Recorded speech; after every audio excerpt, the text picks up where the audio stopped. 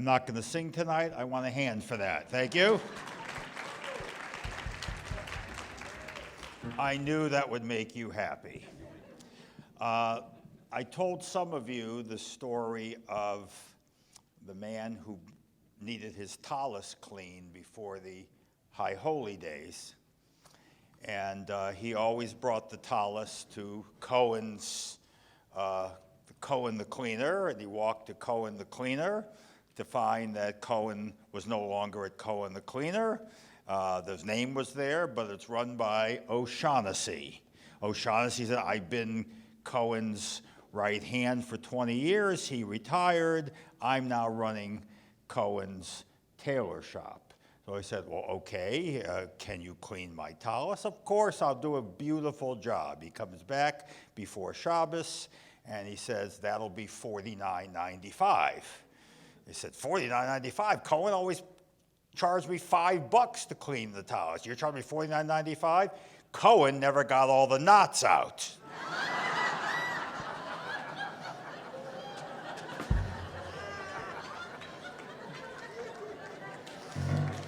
Thank you. Now I have no idea why I told you that. So no, I do. I know why I told you this story, because when in 2005, Abby Pogrebin wrote quite a wonderful book called Stars of David. By the way, her wonderful mother is here tonight, Letty. We can give her a hand, and her father, yeah. So if I say anything inaccurate, stand up and defend the honor of your daughter, please.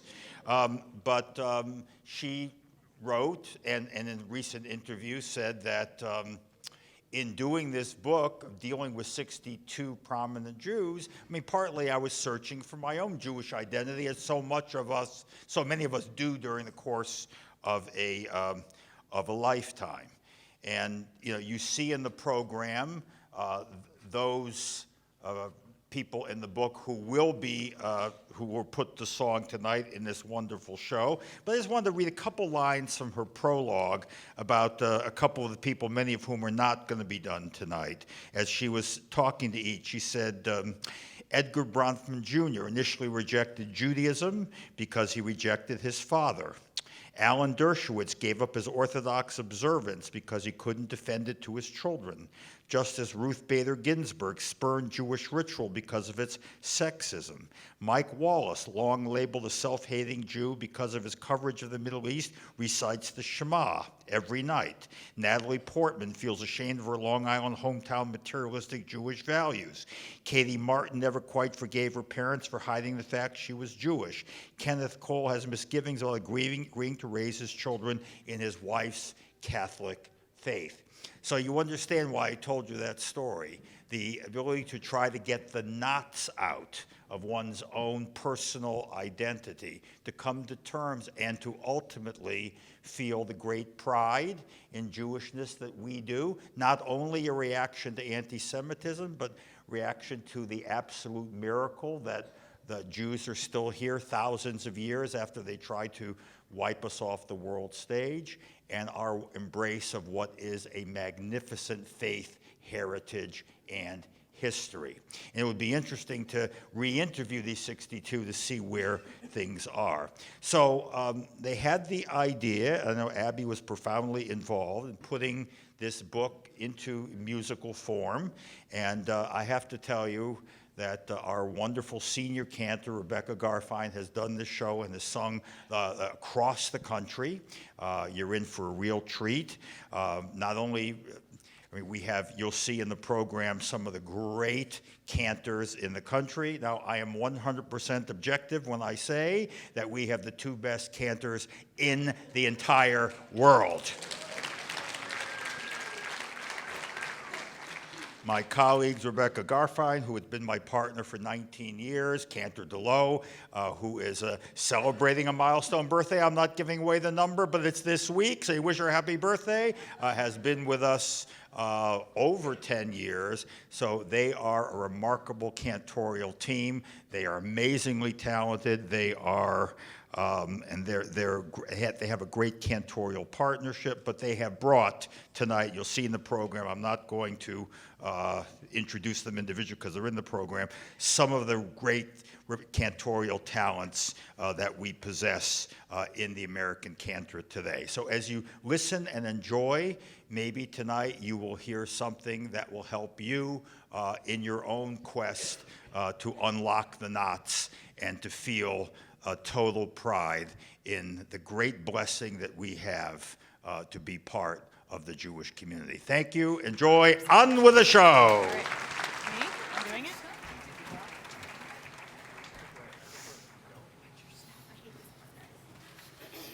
Ralph, see, look. Watch out here, watch out. Ralph, watch him. Watch out, Ralph. Yeah, they should have played the intro.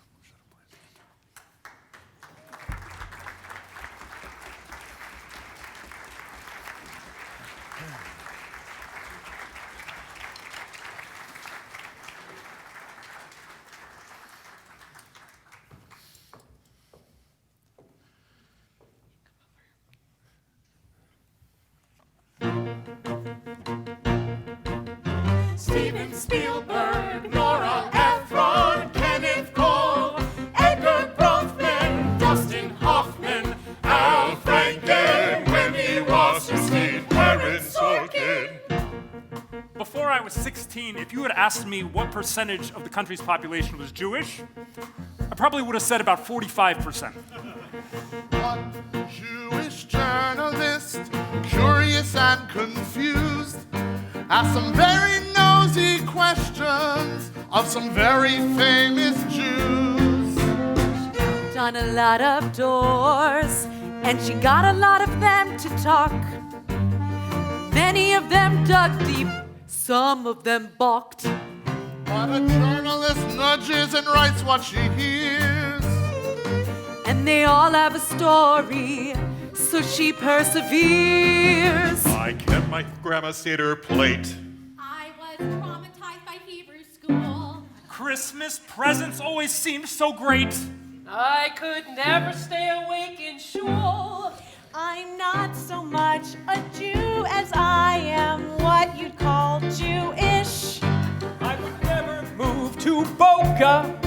And what the hell is in gefilte fish? We connect and detach.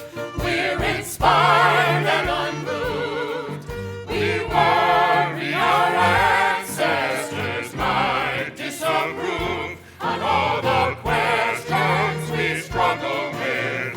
What's wrong and right? She asked the stars of David to shine some light.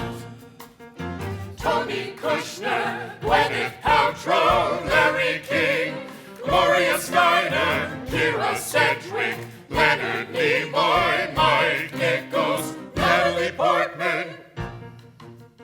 If Selma Hayek and Penelope Cruz can be called the hot tamales, then Scarlett Johansson and I should be called the hot knishes.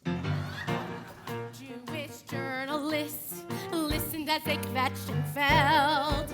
She asked about borscht and assimilation. John and Jerry Seinfeld, She asked what they had given up.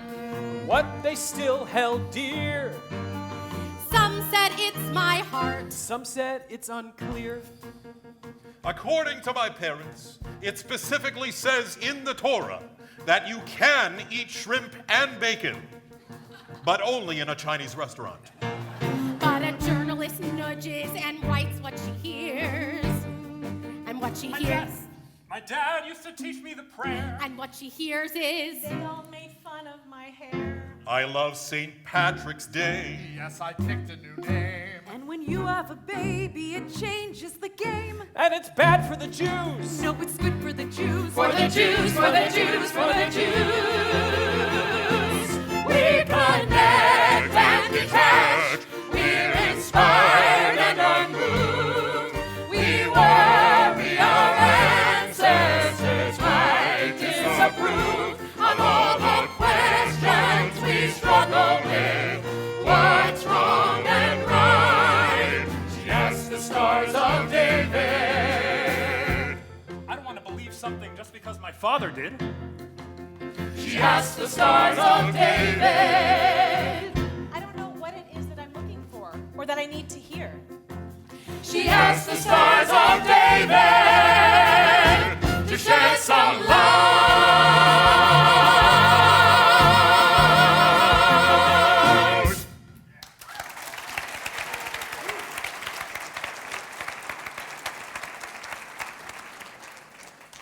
Natalie Portman.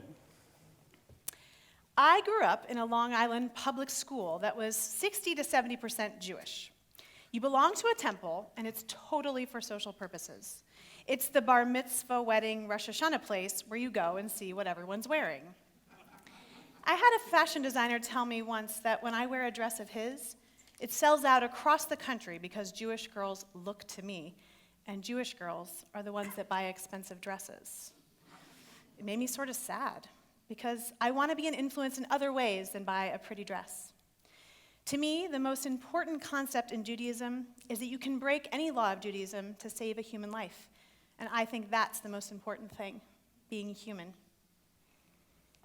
Fran Drescher. For us, it was all about the food. We ate to celebrate, we ate to mourn, and in between, we would discuss what we were going to eat later.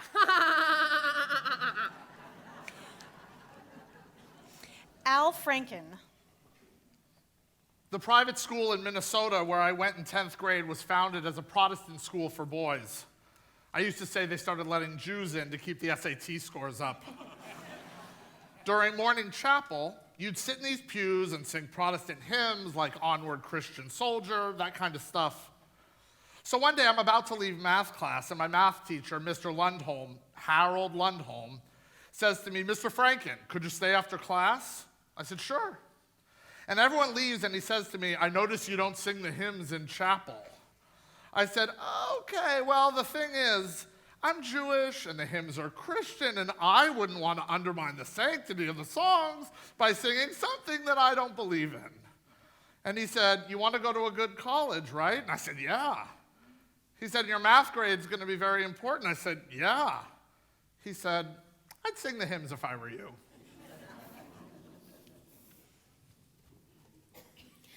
Leonard Nimoy. When I was a little kid, we lived in Boston. My grandfather was a leather cutter, my father a barber. And there were 6 of us living in one bathroom. My dad used to tell me, "You should learn to play the accordion. You can play weddings, bar mitzvahs." I didn't take his advice. I became enamored with magic tricks, simple little things, card tricks, coin tricks.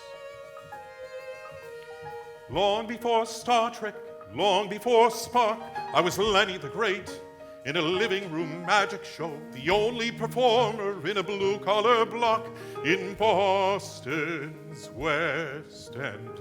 My dad was a barber, my mom was the boss. They and their parents had both sailed across the icy Atlantic and into New England on a dime.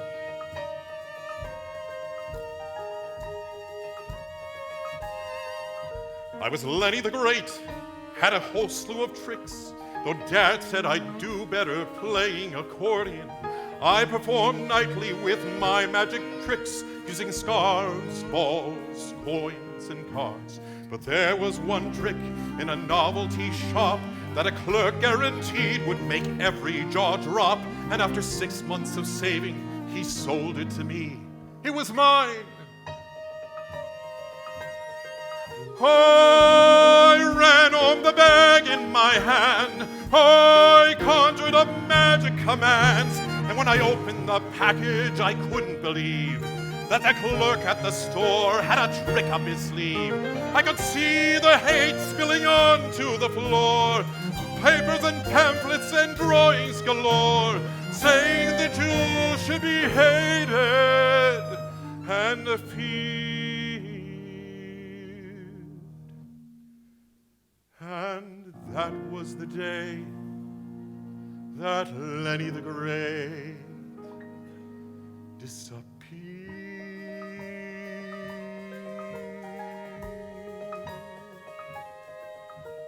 Long before Star Trek, long before Spock, I remember that moment like it was yesterday. For Lenny the Great, it came as a shock.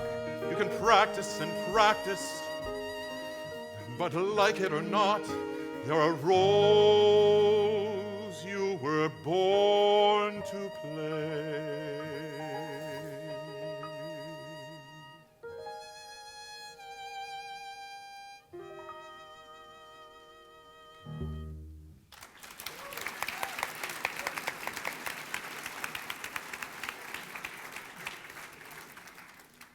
Sarah Jessica Parker. I like to think that I can play a variety of roles, but not everyone always agrees. I was offered a movie once, and it was rescinded because they decided I was too Jewish. I think they actually said I was too Jewish looking. I shouldn't say who the producers were because they probably wouldn't want, well, because they were Jewish themselves. That's what I thought was so ironic. Oh, you're a Jew calling me too Jewish? I thought if I had straight hair and a perfect nose, my whole career would be different. And I still feel like when I walk on the set of a movie or a television show and my hair is straight and someone comes up to me and says, "Wow, you look so good," it makes me feel that people think straight hair is pretty and curly hair is unruly and ethnic. Aaron Sorkin. The characters on The West Wing weren't Jewish. Well, Josh and Toby were Jewish, but the rest of them, by and large, were not Jewish, but everyone thought they were Jewish because they talked so fast. And a lot of Americans found it off-putting. They think they're so smart with their snappy comebacks. It seems like everyone on the show is Jewish, but they weren't. They were just Democrats.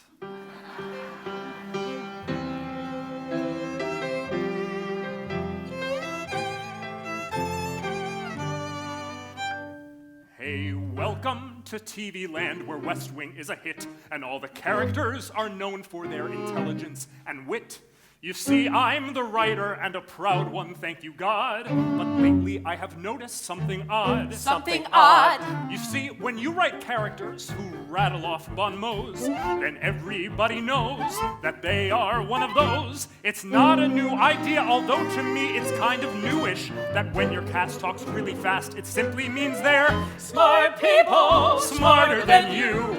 'Cause when a man's quick-witted, then he has to be a smarty pants, and smarty pantses get to you. They make you feel a clown. All that Tevercloth is out to put you down. It puts you down. All sorts of stupid people don't like verbal trips. They just can't come to grips with fellows who make quips. And women who are witty, they call bitchy, even shrewish. 'Cause anybody listening knows instantly they're smart people. What can I do? I write a Christian president. He comes off as a know-it-all. My God, the man quotes scripture. He's New Hampshire, not Manhattan. He goes to church, he even prays in Latin. Christians who churn a phrase break some unwritten rule. 'Cause wit is just a tool you have to learn in shul. Hey, no, that isn't true at all. It isn't even true-ish. But no one cares, 'cause Christians who talk clever are just from Scarsdale. You know what I mean, Scarsdale. Since we're talking in code, Scarsdale. Need I say more? I grew up in Scarsdale where everyone was smart, so I never thought smart people were some kind of breed apart. In fact, all through high school, if you asked me, I would say smart people make up half the USA. No. I wasn't raised religious, my religion was just brains. When writing, I take pains to pull some people's chains. But closet anti-Semites, though they seed red, bright, and bluish, if you make them uncomfortable, then they decide you're smart people. Such a weird ploy. Just think of Noel Coward. He was glib and he's a goy, but then, of course, the man was gay, so then that kind of figures too. These days, I've started thinking that what they say might be true. My smarts don't come from nowhere. I am from the chosen few. And if that fact defines me, I must give that fact its due. And suddenly, I'm proud to be a Smart person.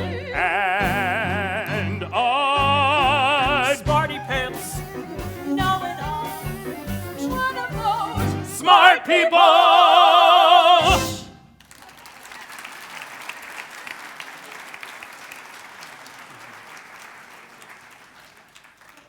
Wendy Wasserstein, playwright.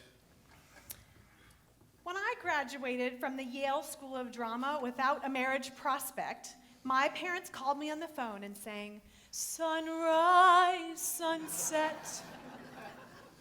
So, with Monica Lewinsky, there was a part of me that thought, finally, a chubby Jewish girl is looked at as a sex object. My parents were ambitious, but they weren't pretentious. We knew that there were those pish-pish people out there, but we were not them. The pish-pish people were the ones who pretend they're Episcopalians because they're chicer than you are. You know, the fanciest Jews whose children are named things like Brooke and Chad. To those people, I want to say, come on, you are not fooling anybody. When I was in college, I would meet people who I remember from yeshiva who had changed their names. You'd meet a guy at a dance and his name was something like Stanley Stone. And you'd think, yeah, wait a minute, aren't you Shmuel Starkus? Suddenly, Jay Greenspan became Jason Alexander. Belle Miriam Silverman became Beverly Sills. David Kotkin, David Copperfield. Natalie Hirschlag, Natalie Portman. Lawrence Zeiger, Larry King. Joan Molinsky, Joan Rivers.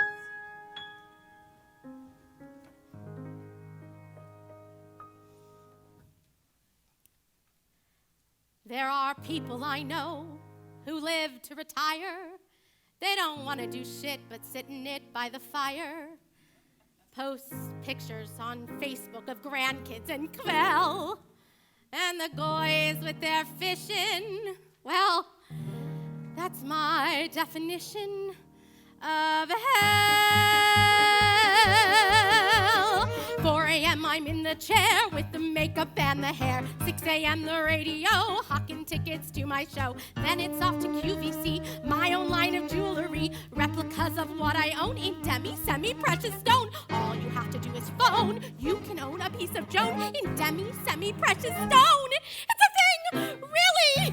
Then a quick 4-hour trip, Friday night's Mohegan Sun, or a split week on the strip, hop the red eye when I'm done, and I'm working the red carpet, busy dissing each celeb, with disses on their dresses that go viral on the web, if they've gotten fat or thin, if they're stupid, mean, or high, with their boobs up to their chin, and their face work gone awry. I pull no punches, especially when it comes to me. I've had so much work done when I try to smile, I pee. In my downtime, I blog and I text and I tweet and occasionally eat on the fly. I'm like a fish. If I don't keep swimming, I die. But on the high holy days, the high holy days, when I hear the Kol Nidre, I change. I can tell I'm relaxed, I'm at peace, all is well on the high holy days, the high holy days. Right in that time, I know I'm right where I'm supposed to be. I don't need to be Joan or Miss Rivers or manic or bitchy or funny or fighting down panic or feeding the hunger or pretty or younger. Just plain Joan Molinsky, just me. Just plain Joan Molinsky, just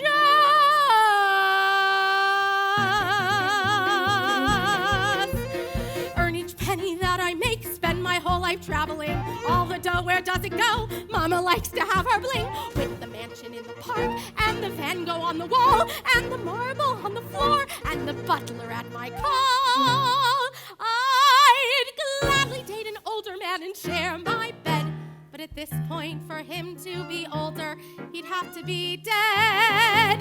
Dead, I manage but barely, and home now so rarely, and when I am, I just nap. I'm busy as hell, and I live to live well, but living well can be a trap.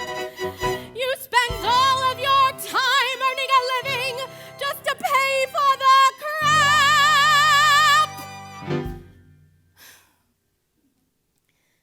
But on the high holy days, the high holy days, we say the same things we've said year after year. My Meshuggah family is here on the high holy days, the high holy days. I stop and reflect, reconnect with the people I miss. They lit candles and prayed through the damn Inquisition. The least I can do is uphold their tradition. My grandson beside me, his mother may chafe, raise a Hamish boy, though his father eats trafe. Who'll stop and give praise in the high holy ways, in the high holy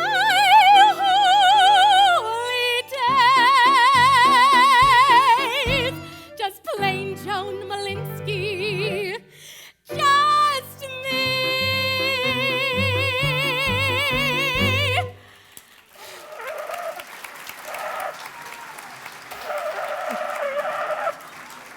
How do you like me so far?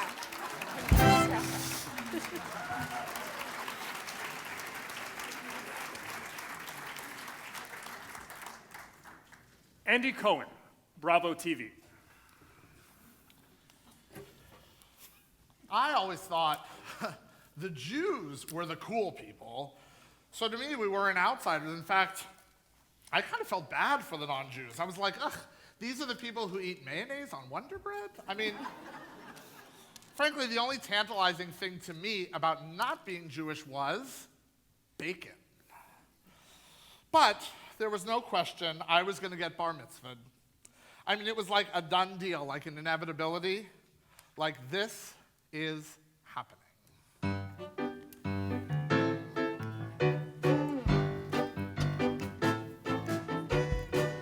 Growing, Shoot, shoot, shoot, shoot, shoot, shoot, shoot, shoot, shoot, shoot, shoot. growing up in St. Louis, I hated Hebrew school.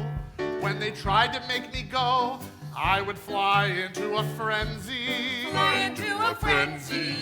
But my mother said, Auntie, it's mandatory to study for your bar mitzvah. You'll be a man soon. and that's how I got a tutor named Yitzi McGenzie. Yitzi McGenzie. He was a pint-sized deadhead who drove a little sports car. So he was pretty cool as far as Hebrew tutors went, which is to say, not very far. Where is Yitzi McGenzie? Where did he go? Where is Yitzi McGenzie? I dreaded his lessons so I developed this strategy to keep poor Yitzi from teaching me. I would put out props in my room that I thought would distract him. Sometimes it was baseball cards He liked the Cardinals. or electronic handheld games. This was back in 1980. He'd say, "What is that?" And I'd explain, and there went 20 minutes down the drain. Seems like neither of us really wanted to be there. Instead of teaching me to pray, I bet he'd rather have been smoking up, watching the dead play. Where is Yitzi McGenzie? Is he still eating pot brownies somewhere? Where is Yitzi McGenzie? He taught me the alphabet, but but I didn't care. Then came the long-awaited end to my hell, when I headed to Rodeph Sholom, Knesset Yisrael. I walked up the steps to the bima, and I looked in the crowd for his tie-dyed kippah. And he didn't even show up. So I was done with religion. Until I moved to New York. New York, New York. I started going to the gay temple, congregation Beit Simchat Torah. In the village near the West Side Highway. I really felt a connection to the rabbi. Sharon Kleinman. Her sermons made sense instead of sounding like blah, blah, blah. Blah, blah, blah. As a kid, it was all about running away. But now, at least I think I found a place to stay. So I go to high holidays with joy there. And who knows? You might even meet a nice Jewish boy there. Oh, but not Itchy McGinty. Oh yeah, you ran away from me. No, no, not Itchy McGinty. I guess I wasn't your cup of tea. Oh, where is Itchy McGinty? I hope you found a congregation too. Oh, where is Itchy McGinty? With other Jewish deadheads just like you. Just like you. Just like you. Just like you.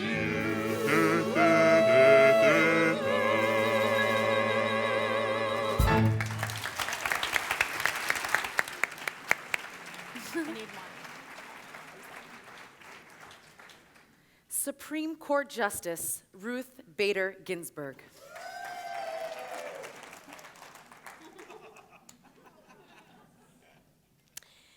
I never had a bat mitzvah, but I knew all the blessings. I was the camp rabbi every summer, but none of that mattered when my mother passed away. Only men could participate in the minyan. I couldn't say the mourner's prayer for my own mother.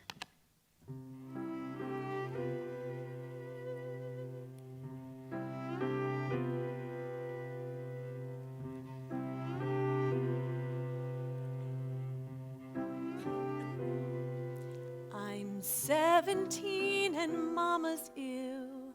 People whisper around her.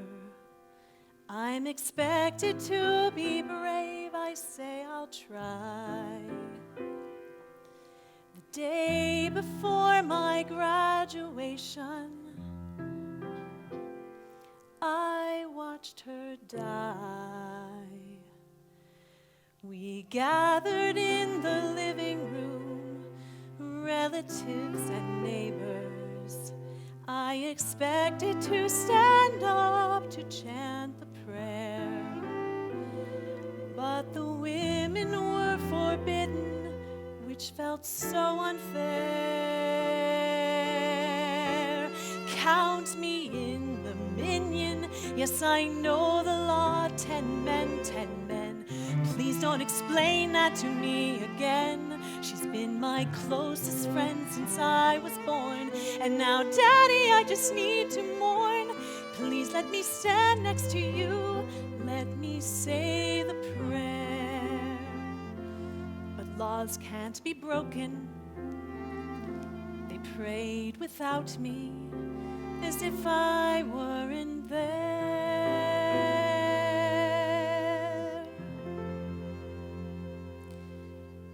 My mother nudged me every day. Ruth, you're smart, keep reading. Not many girls knew Kaddish, I was one of the few. But the faith that I was born with didn't care what I knew. Count me in the minyan, yes, I know the law, 10 men, 10 men.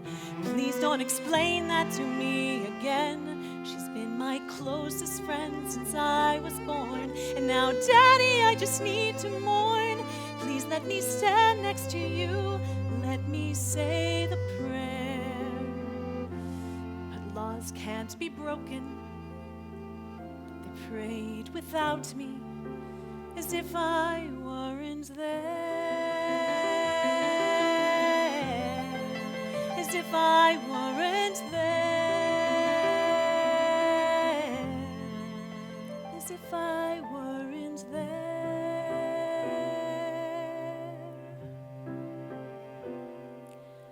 A daughter's voice is quiet at the moment it should be heard. Yiskadav, Yiskadash, Shemei Rabbah. I have tried to be the person who my mother saw,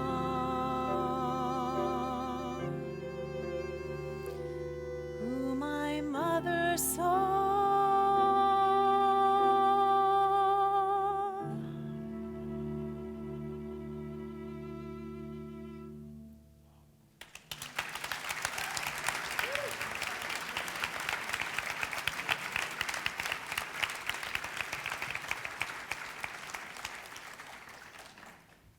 Mike Nichols. There would have been two ways to cast and direct The Graduate. One is to have Benjamin be a sort of walking surfboard, which is the way the novel is written. And the other is to express his difference from his Californian family and their friends. And only semi-consciously, I think, did I pick the latter. Dustin Hoffman. The guy's name is Benjamin Braddock, not Bratowski. He's a track star, debating team. And Nichols tested everybody for this part. I think he tested Redford, too, who visually was the prototype for this character. Not only had we seen every young actor, we'd seen every young janitor by that point. I said, there is a very talented young actor that I saw in an off-Broadway play in which he played a Russian transvestite. I still remember him cutting up fish on a butcher block wearing a dress. And I said, I'd like to see that guy. Let's see if we can get him to come out to LA. That day was so torturous. I remember being 3 hours in the makeup chair under the lights, and Mike was saying with his usual wry humor, What do you think we could do about his nose? or... He looks like he has one eyebrow. I was so nervous. I distinctly remember Mike taking me aside and saying, Just relax. You're so nervous. No one's going to see this. It's just an off-Broadway test. I was so thankful he was trying to soften me, but then he put his hand out to shake mine, and his hand was so sweaty that my hand slipped right out of it. Now I was terrified, because I knew that man is as scared as I am. Of course, when we saw the film, it was clear that this was Benjamin, nose and all. And it's not that the piece was transformed, it was that the piece was achieved. But in a way we could never have guessed. The character was Jewish inside. Everyone in theater was Jewish, except Cole Porter. But he was sort of Jewish inside. Kitty Carlisle Hart. I mean, listen to In the Still of the Night. It sounds like the music you hear in synagogue. I think it was George Gershwin who told him if he wanted to write a hit song, he should listen to Jewish music.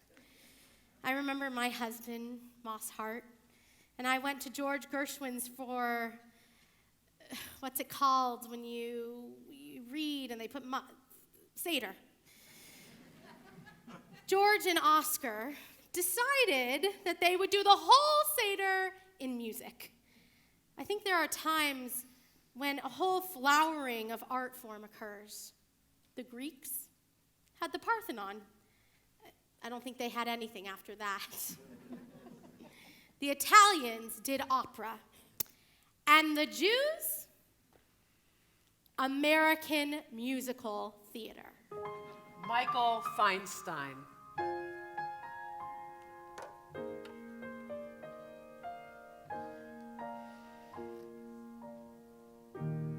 When I was 5, I heard a sound, something alive, something profound, perfect and true. Quickly I knew that was the music, that was my music. All through my teens, still on that sound, 78s spinning around. No need to sleep, longing to keep that music in my ears. And who made that melody so enchanting? And who mixed the silliness with the sublime? And where did that harmony come from? Who conjured up that rhyme?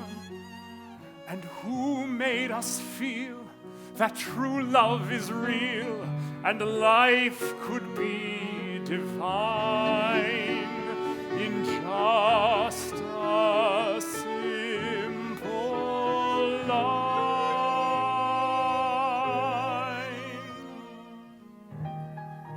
Irving Berlin, George and Ira Gershwin, Harold Arlen, Oscar Hammerstein, the list goes on and on. Here I am now, sharing their sound, singing their songs, covering ground, taking my place, making my case. This is the music, this is their music.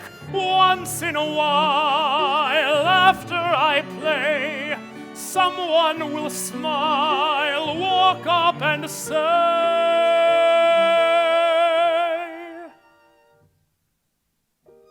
I'm just like you.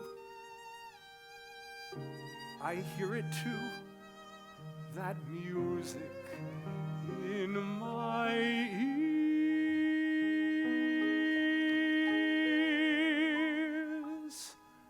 knowing another hears. That's music to my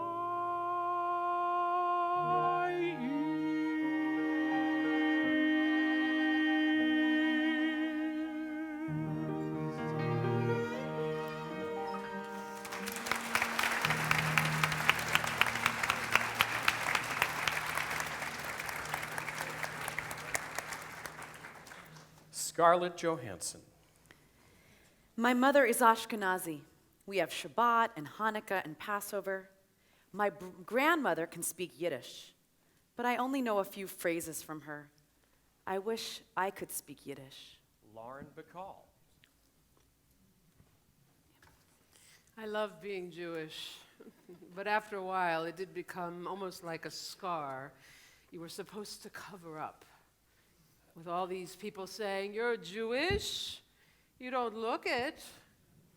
Bogey and I felt that being Jewish was too much of a liability in Hollywood. So I had to walk that tightrope between being Jewish in private and appearing otherwise in public. Gwyneth Paltrow.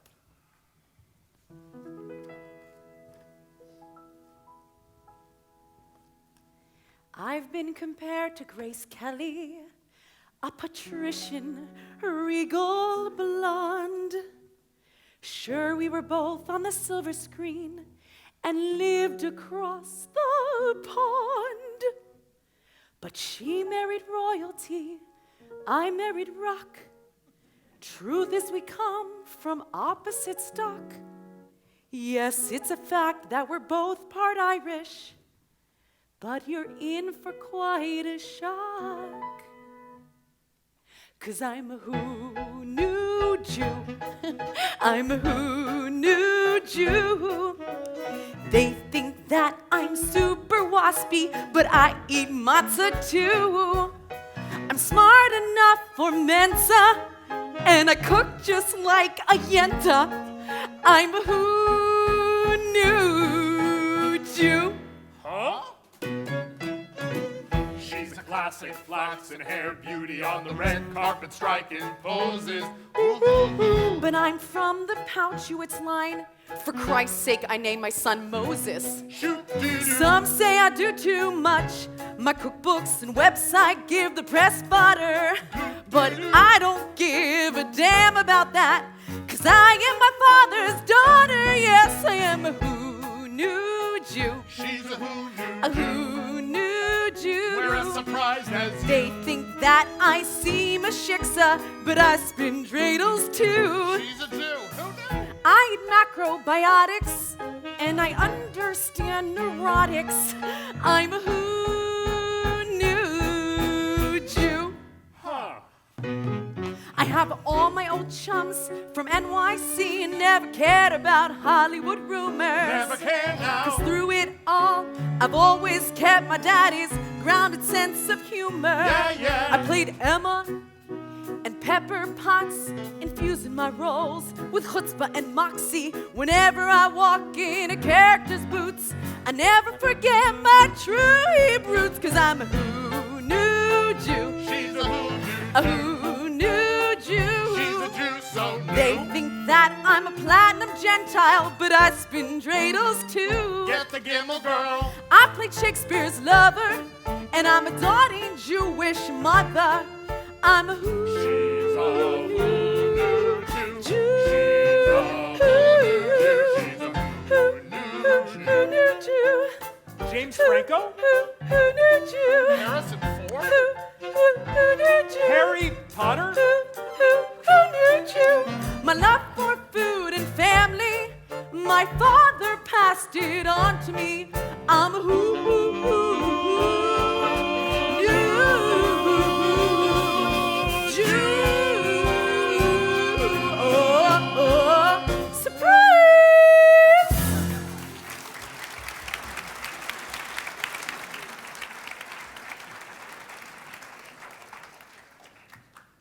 Charles Grodin. Today I made my teenage son a Nova Scotia salmon bagel. Cream cheese, onion, tomato, the whole bit. And he said afterwards, "Wow, Dad, you really know what you're doing." Now I have to see how tough he really is. I'm going to see if he can handle herring and kishka. Steven Spielberg. I remember my mom had just come back from the fish market with 4 live lobsters for dinner. Lobsters, as you know, are just behind pork when it comes to sin food. And just as she's taking the live lobsters out of the bag and putting them on the counter, Rabbi Greenberg pulls into the driveway unannounced. I remember my mom screamed, "Quick, hide these things!" She throws them into my arms, and the rubber bands wrapped around their claws came off just as I caught them. Yeah, that was a tough year at Hebrew school. Norman Lear, television icon.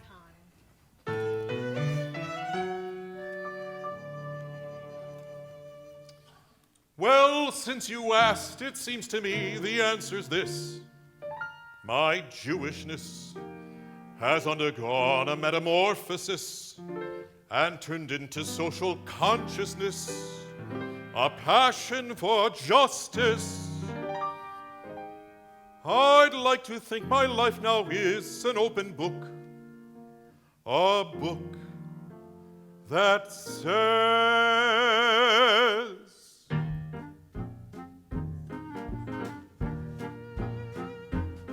put down that AK-47 and get in line to vote. That is what I wrote in the Book of Norman.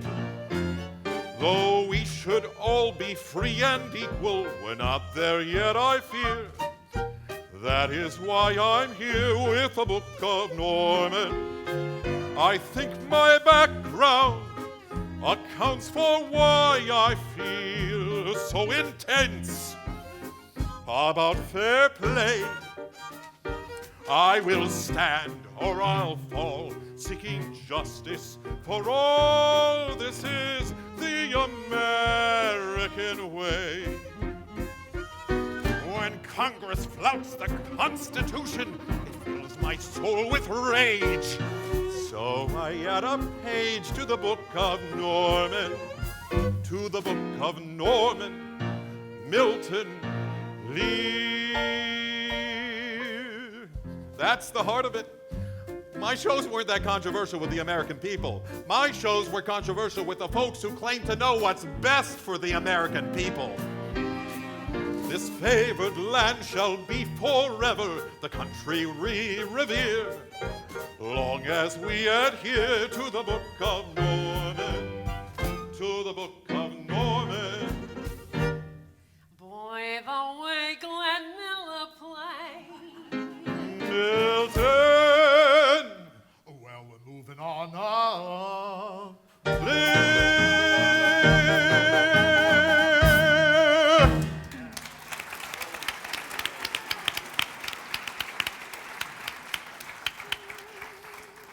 It's all in the mishpacha.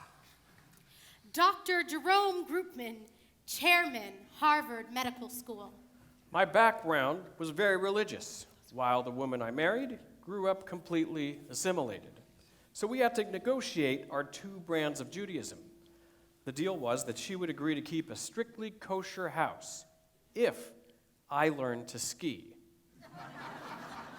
My answer to her, Jews don't ski.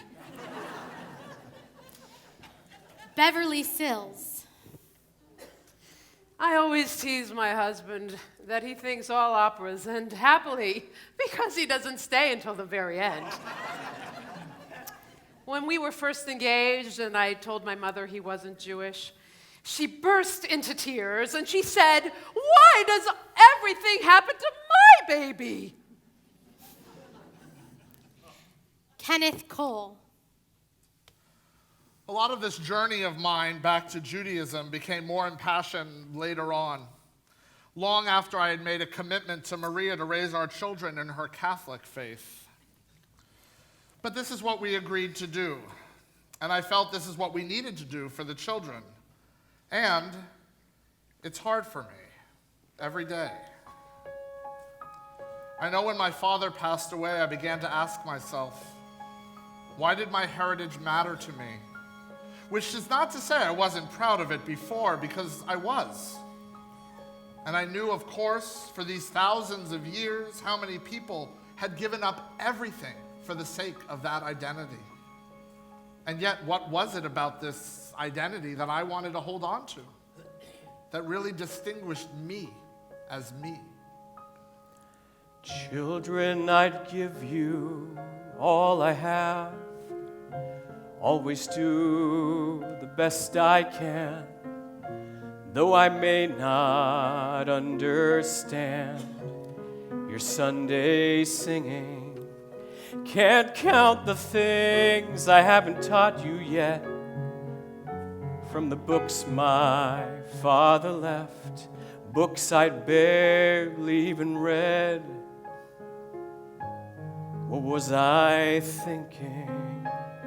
Faith through the lonely season when the thoughts won't deep and no putting them to sleep with what you're going through. What you're going through. Faith through the lonely season when the stars would weep and you find your shadow walking through the darkening blue.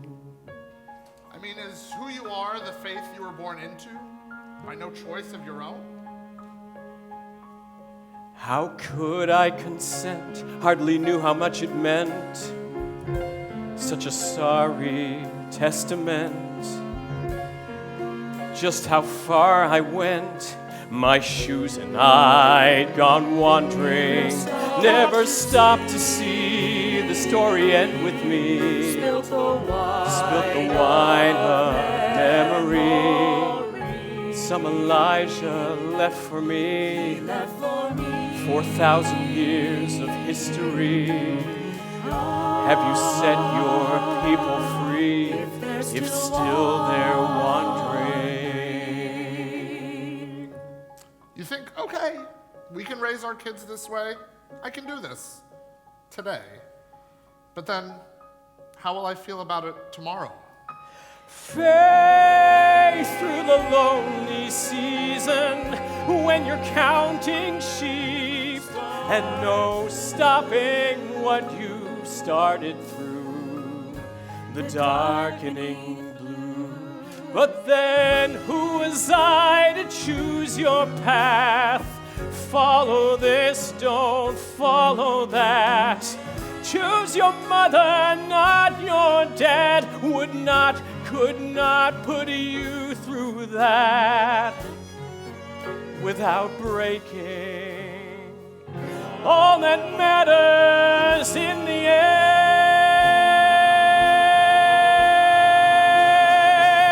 is that you grow to understand that the tools are in your hand. Be a light unto this world. Still your father's little girls. Still your father's Still your father's little girls. When you go wandering. My children have a heritage they would have never known about. So I decided I had to teach them. But first, I had to learn for myself. And you'll find your fathers brought you through the darkening blue.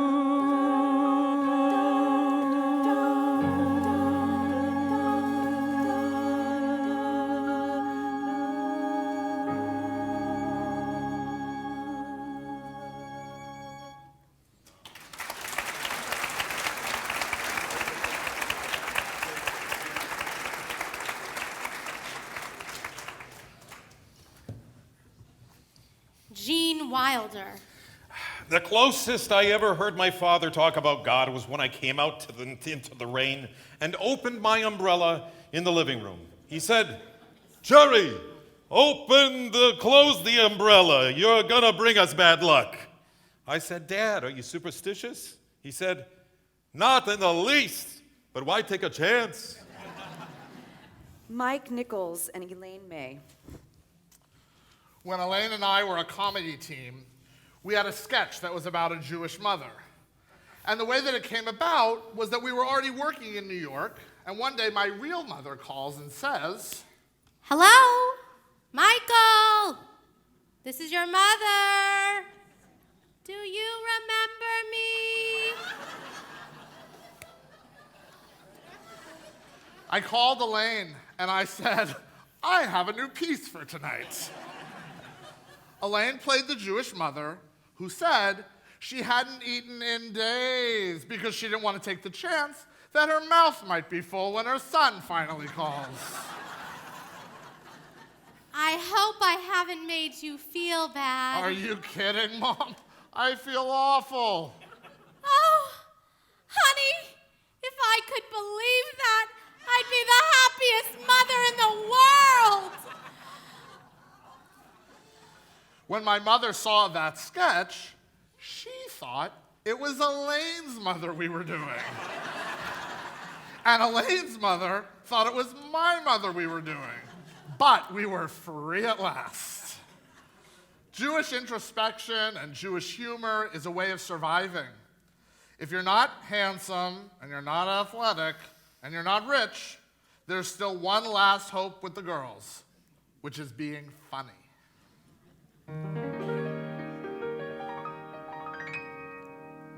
Fran Drescher.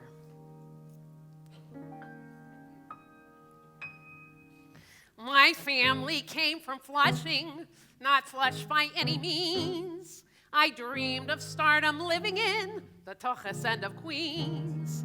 I talk the way I'm talking, my hair all frizz and curls. I'd pray to Barbara Streisand, patron saint of Jewish girls. Oh, can you hear me?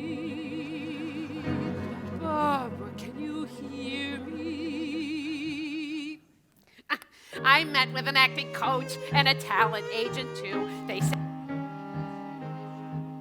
walks like you. You ain't got good English. You wear those spray-on jeans. You're nothing but a bridge and tunnel Yiddish kite from Queens.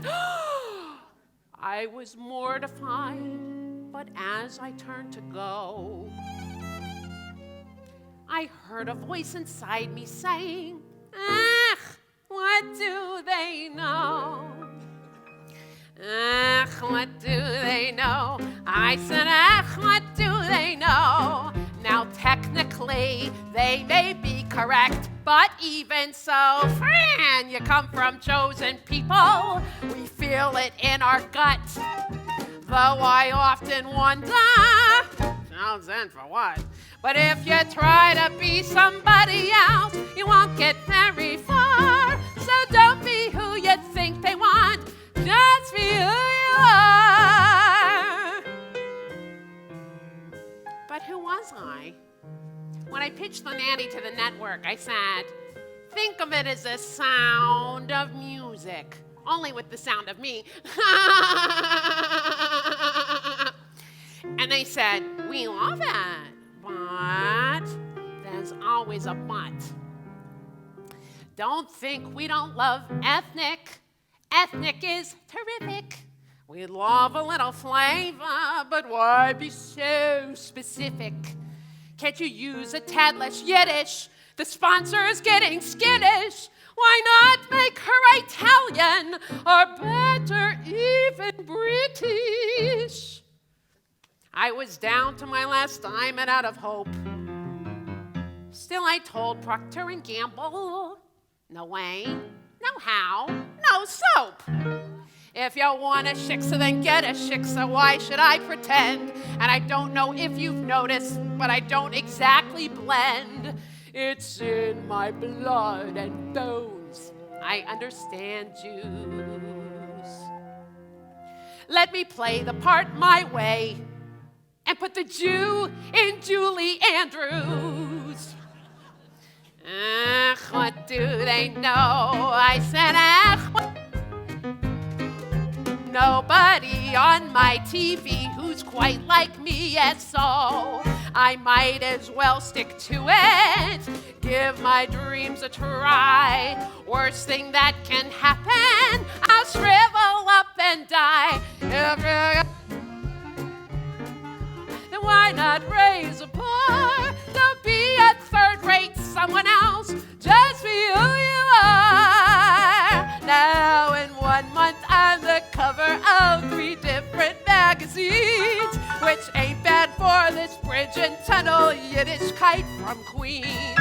Just be who you are, and don't be who you're not. They may say you're a schmendrick, but they are all you got. Ach, what do they know? I said, ach, what do they know? They said that I was finished, that was long ago. I come from chosen people, we learned it from the Brits. Finally I get it, chosen for this, to share the gifts I'm given and shine my little star. So don't be who you think they want, a shiksa with a slick bouffant, a mousy girl who be polite. You got to shout and scream and fight, and scream and cry and beg and push. Make them laugh and shake a tush and take pride in your heritage. It's gotten us this far. From Tel Aviv to Iceland, if you can't be Barbra Streisand, just be who you are.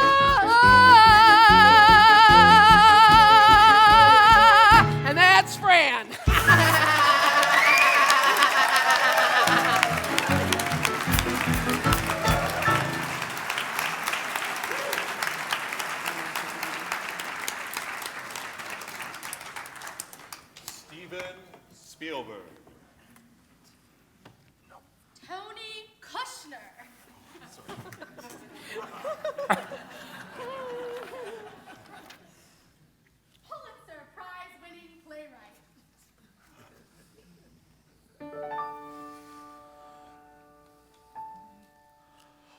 Before we start, I have to say, I think being Jewish was invaluable preparation for being gay. My mother was from a Bronx Jewish labor union family, so you didn't take shit from anybody. In a small Baptist town with 100 Jewish families, a mostly Baptist town with this solid minority. In a secular, pluralist democracy, you don't take shit from anybody. When I came out, my father and I had these terrible fights because it was hard for him to deal with the news. I'd talk about identity and politics and human rights, and being Jewish was the metaphor I'd use. He'd say, okay, it's too bad that you are a homosexual, but do you have to tell everyone, hey, and upset your aunt? I'd say, why don't you have your nose cut off, change your name to Brown, and become a goy? You can't. And my father and I got past the anger later, but that's how I used to shut down the family Seder. Talk about being gay and upsetting my Aunt Lucy. But gays and Jews sort of arrive knowing how to be unpopular and turn that into a source of power and not feel condemned because society condemns us, and also the belief that justice triumphs. Pharaoh doesn't win. Pharaoh doesn't win. In the long run, the righteous are triumphant. Even though the wicked seem to be winning at the moment. But a house so big has a room for you in it somewhere if you want. A house this big has a room for you in it somewhere if you want. And you have to understand the Messiah is not arriving tonight. Not tonight. If you think otherwise, you're wrong. You have to be ready. You have to be prepared. But you also have to know it could be very, very long.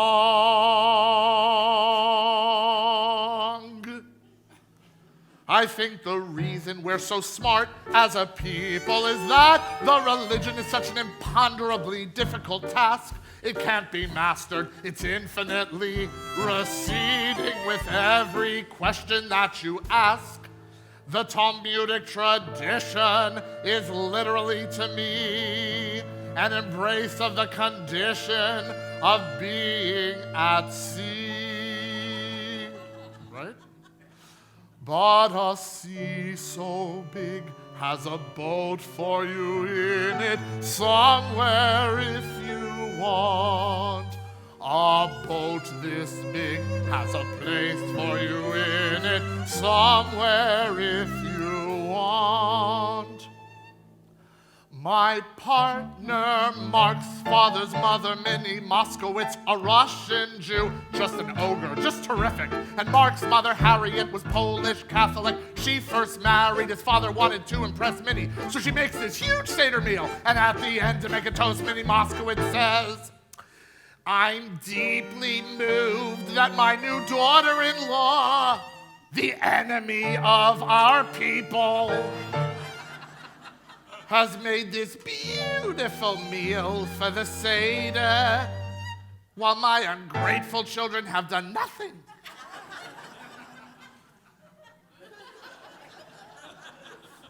But a Seder so big has a chair for you in it, just like Minnie Moskowitz said. It isn't peaceful, but peaceful? What is that? Peaceful is boring and dead. And now I've taken over my family's Seder. The last 2 years it's turned to this horrible free-for-all.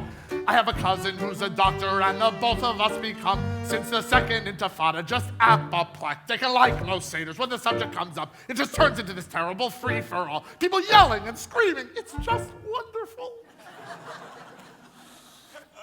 And clearly no one who isn't insane could really argue that God believes in one faith and not with another. If there is a God, and I'm agnostic, so I just don't know.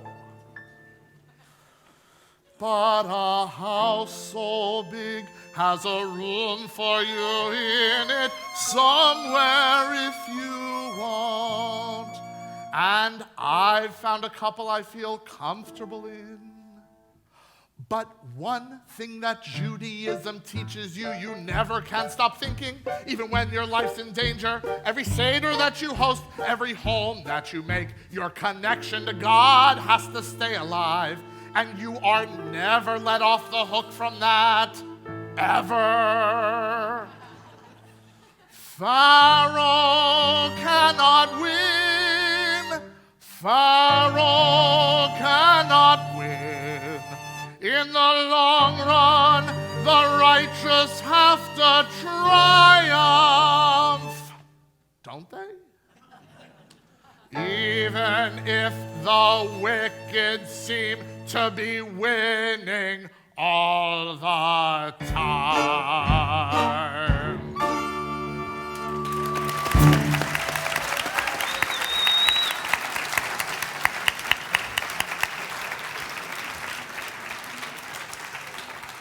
Steven Spielberg. Sorry, I got lost on the way in. My last year of high school, we were living in Northern California. That was the first time I ever got slugged in the mouth for being a Jew. That was the first time I ever had pennies thrown at me in a quiet study hall while hundreds of kids were trying to study. That had never happened before. My mom decided that she was now going to drive me to school, which was even more humiliating. We lived a 15-minute walk away, but she insisted on taking me in her army Jeep and picking me up every day until it ended. But it didn't. Still, all the time, I never went to a teacher. I never went to a dean. It was this group of 6 seniors. We all graduated in the same class. I've never mentioned their names, and I never will. Actually, one of them called me after Close Encounters came out. I'd had these 2 big successful movies, Jaws and Close Encounters, and I got a call from them, from him, right here in my office at Universal. Ironically, he'd become a police officer working in San Jose. We'd had a fine conversation. I never brought it up. I should have. He never brought it up. He should have.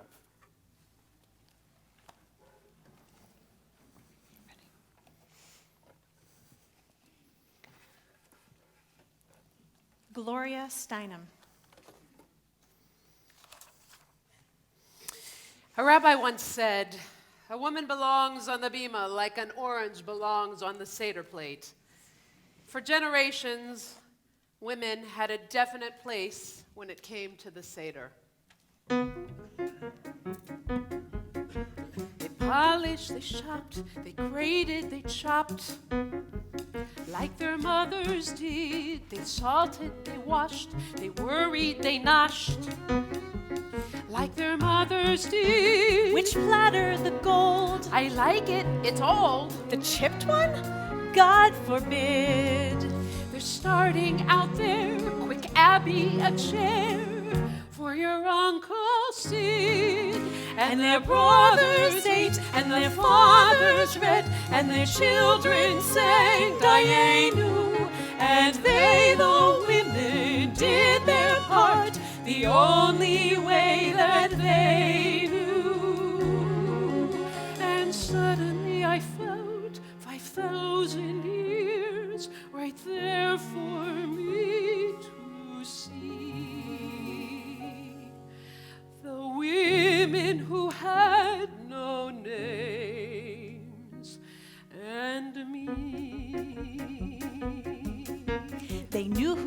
what, who's picky, who's not. They knew what you were thinking before you thought it. Like their mothers did, preparing the meat that others might eat. And the chopped liver and the matzo ball soup. Like their mothers did. And did they resent the hours they spent and say so, God forbid? No, they said not a peep, just buried it deep.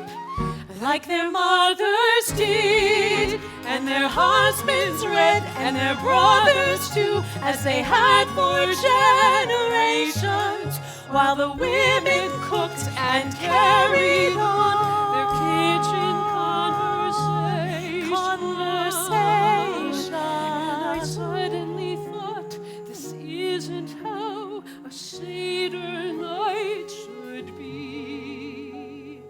For the women who have no names and me. And so, 30 years ago, we started a new tradition. A Seder for us. No reason to fuss. No hiding, good clothes under an apron. Like our mothers did. Just women, no men. To honor again. To remember. What our mothers did. The weeks they'd prepare, the effort, the care. Starting out there, quick Abby a chair. Today, but not in the way that our mothers did. I am still stirred by the customs that begin each service.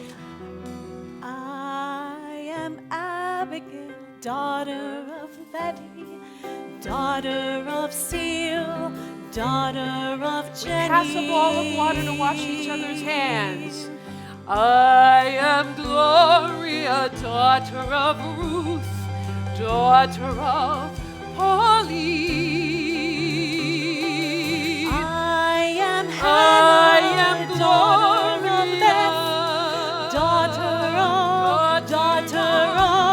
daughter of the woman who gave me life and breath and love.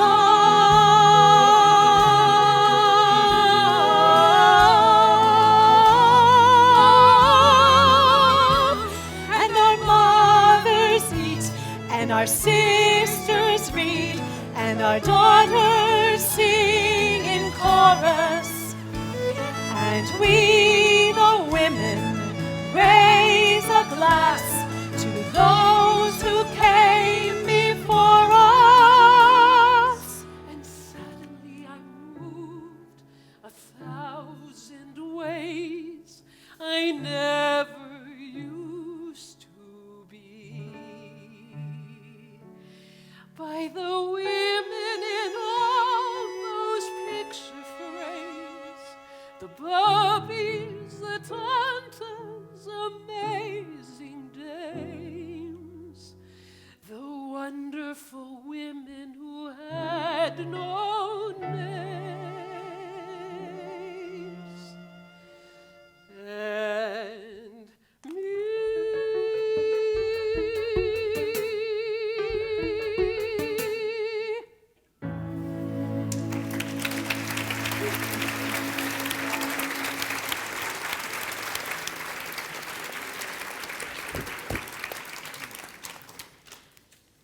Nora Ephron.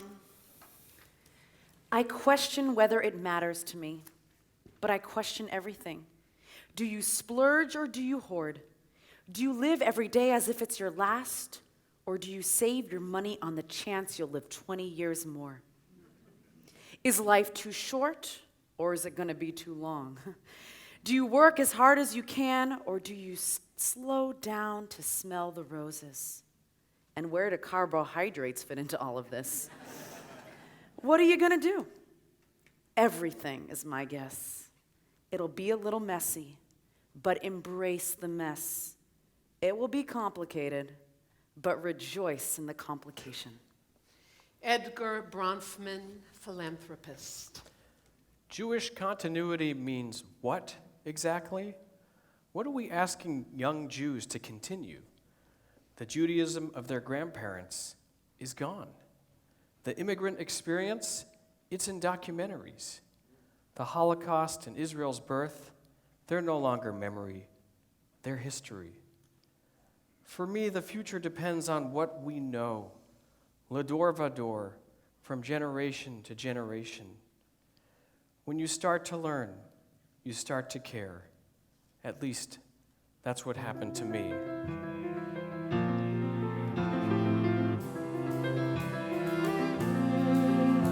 When my father read Hebrew, he never knew what he was saying when he was praying. He took me to temple because that's what you do. When you're respected, shul is expected. Showing up meant showing that you care. You read the text because the text was there. He passed it on like a chore. Lador Vador. It's 40 years later, I'm down at the beach, feet in the water, with my granddaughter. We're watching a sunset, and I start to preach. Look at the painting that God is creating. She watched the sky and softly oohed and awed. And then she asked me, Grandpa, who is God? I found I could add nothing more. Lador Vador, Lador Vador. I did not have an answer, but I had a vision. And as the sun set around us, I made a decision. I would not be my father, playing devout, feigning pride in something I knew nothing about. I would find a way in, find a foundation, find what could be shared from generation to generation.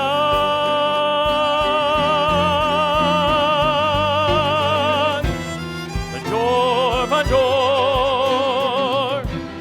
Lador Vador.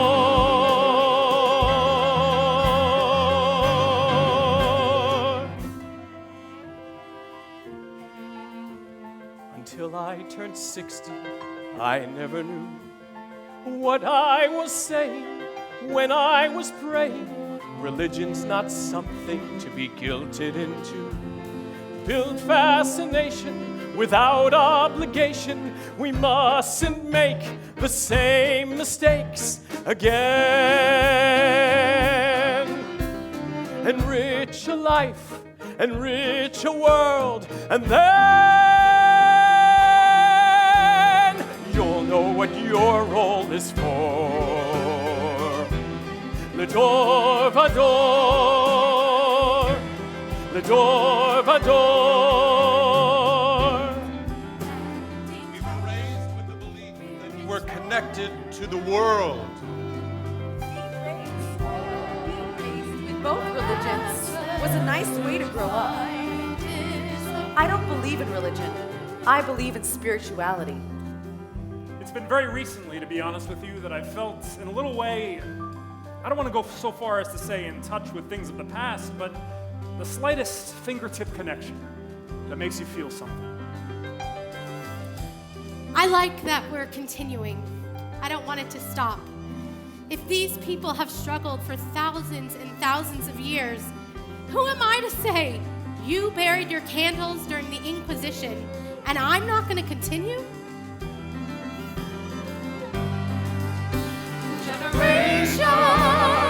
I began to ask myself, why did my heritage matter to me? 30 years ago, we started a new tradition. Your star has brought you the door. Let me stand next to you. Let me say the prayer.